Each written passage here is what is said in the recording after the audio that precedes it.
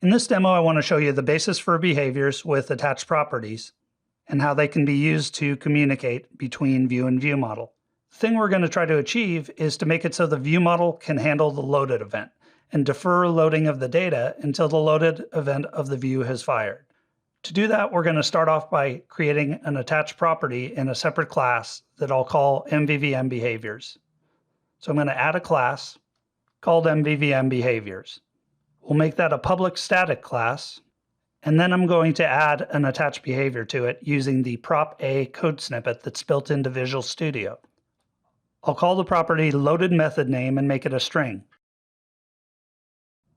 Now, to make this attached property a behavior, we need to wire up a change handler.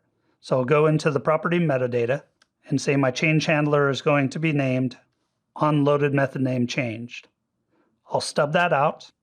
And what we're going to do in here is we expect this attached property to be set on our view. So we want to handle the view's loaded event inside of this change handler. Once we handle the change event, we want to invoke a method on the view model. And we know that the view model should be the data context of that view.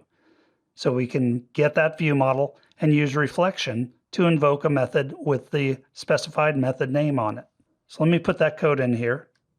So what this code is doing is it's taking the D argument that comes into the change handler, which will be the object on which the attached property was set, and tries to cast that to framework element. As long as that succeeds, we know the framework element has a loaded event, and it also has a data context. So we subscribe to the loaded event, and when that loaded event fires, we get the data context. As long as that's not null, we use reflection to get a reference to the method of the name that is being set for loaded method name. Once we have that reference, we can just invoke it through reflection. To use this, I need to go over to the view and first add a namespace for the local namespace, wherever we put that behavior definition. Then on my root element of my view, I can just use the attached property and specify the method name that I expect to find in my view model. So now we just need to add a load customers method into our view model. If you remember, in all the demos up till now, we were initializing our customers collection in the constructor of our view model. And we had to force that asynchronous method to execute synchronous for that to work out because we can't use async and await in a constructor.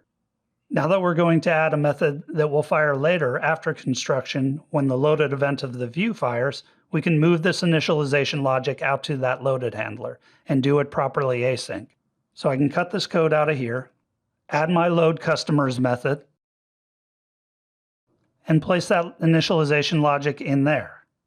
Now that we're in a separate method that's called later, I can take this result off of here that forced it to run synchronous, put an await in front of that call, and make the method async.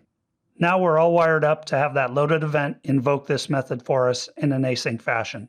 Let me set a breakpoint here so that we can see if it's called. I'll build and run. And here we can see that our load customers method is being called when the loaded event of the view is firing. Now, if we continue to run and look at the UI, we'll see we've got a little problem now. The customers don't seem to be actually populating. And that's related to property change events, which we'll fix in a little bit in a separate demo.